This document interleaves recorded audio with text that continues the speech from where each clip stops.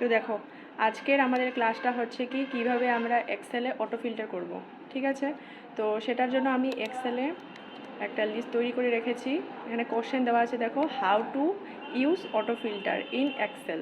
তো অটো ফিল্টারের মাধ্যমে আমরা কি করতে পারবো সেটা আগে আমাদের জানতে হবে।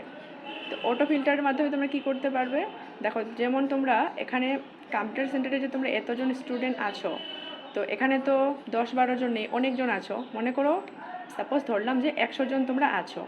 তো 100 জনের মধ্যে থেকে তোমাদেরকে যদি কেউ বলে যে সায়ন নামে যে স্টুডেন্টটা আছে ওর অ্যাড্রেসটা আর ও কী কোর্স করছে সেটা আমাকে দেখাও, তখন এখানে যেমন এই কয়েকটাই শুধু লিস্ট আছে, তো এখানে আমরা ফটাফট দেখে নিতে পারবো যে এখানে দেখাই যাচ্ছে যে কোথায় আছে সায়ন। ঠিক আছে, কিন্তু যখন এখানে অনেকগুলো লিস্ট থাকবে 100-150টারও বেশি, তখন তো তোমাদের খুঁজতে অসুবিধা হবে।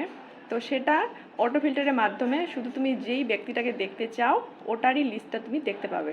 ঠিক আছে, তো সেটা কিভাবে করব দেখো।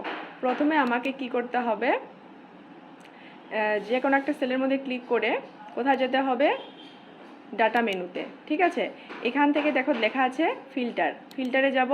এবার দেখো সব এই যে ফিল্ডগুলোতে একটা করে ফিল্টার লিস্ট চলে আসে, নেমেও আসে, অ্যাড্রেসেও আসে, কোর্সেও আসে। তো এখানে যেমন আমি বললাম যে সায়ন নামে যে স্টুডেন্টটা আছে ওর অ্যাড্রেসটা আমাকে দেখাও। তো সেটা কিভাবে করতে পারবে, তাহলে তোমাকে কি করতে হবে, অ্যাড্রেসের যে ফিল্টারটা আছে ওখানে ক্লিক করতে হবে। ক্লিক করার পরে দেখো একটা লিস্ট, এখানে নিচের টেক্সট ফিল্টার লিস্ট চলে আসে।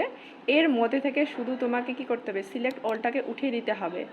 শুধুমাত্র কি করতে হবে, সায়নের সায়ন যে সেটা আছে, সায়নের অ্যাড্রেসটা কি ছিল সেটা আমাকে আগে দেখে নিতে হবে। কি ছিল, জয়দেবপুর দেওয়া আছে। তো এখানে আমি কি করব, জয়দেবপুরটাকেই চুজ করব, বাকিগুলোকে হাটাই দিব, তারপরে ওকে করব।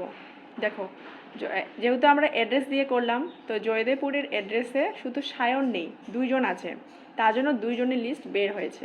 ঠিক আছে, এখন শুধুমাত্র যদি আমরা সায়নের নামটা মানে সায়নের অ্যাড্রেসটা আর কোর্সটা যদি দেখতে চাই, সেক্ষেত্রে আমাকে কি করতে হবে, নেমে ক্লিক করতে হবে।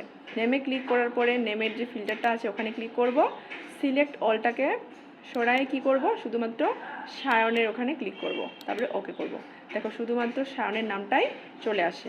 এখন আবার যদি তোমরা আগের মতো করতে চাও, মানে আগের লিস্টটা নিয়ে আসতে চাও, তাহলে সিলেক্ট অলটাকে সরাই ওকে করব আর এই ফিল্টারটাকে সরাই দিব।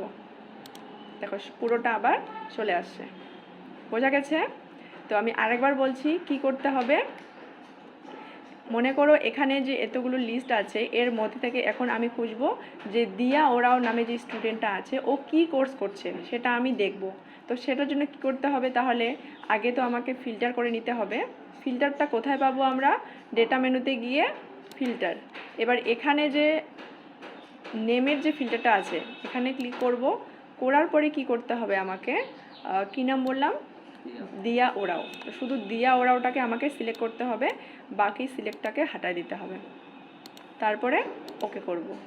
দেখো দিয়া ওরাও যে স্টুডেন্টটা আছে ওর অ্যাড্রেস দেওয়া আছে কুমারগ্রাম, আর ও কী কোর্স করছে, টেলি। তো এইভাবে আমরা খুব সহজেই বের করতে পারবো অটো ফিল্টারের মাধ্যমে। এখানে যেমন নেম আছে, অ্যাড্রেস আছে আর কোর্স আছে, সেক্ষেত্রে যদি তোমরা এখানে ফোন নাম্বার দিতে, যদি কারো ফোন নাম্বারই দরকার পড়তো, সেক্ষেত্রে আমরা এখানে ফোন নাম্বারও বের করতে পারতাম। ঠিক আছে, এটা ক্লিয়ার সবার? ঠিক আছে, এবার যদি এটা আগের মতো আবার নিয়ে আসতে সবগুলো, তাহলে সেটা কি করতে হবে, ফিল্টারটাকে সরিয়ে দিতে হবে। বোঝা গেছে? তো এখন এটা তোমরা সবাই করবা।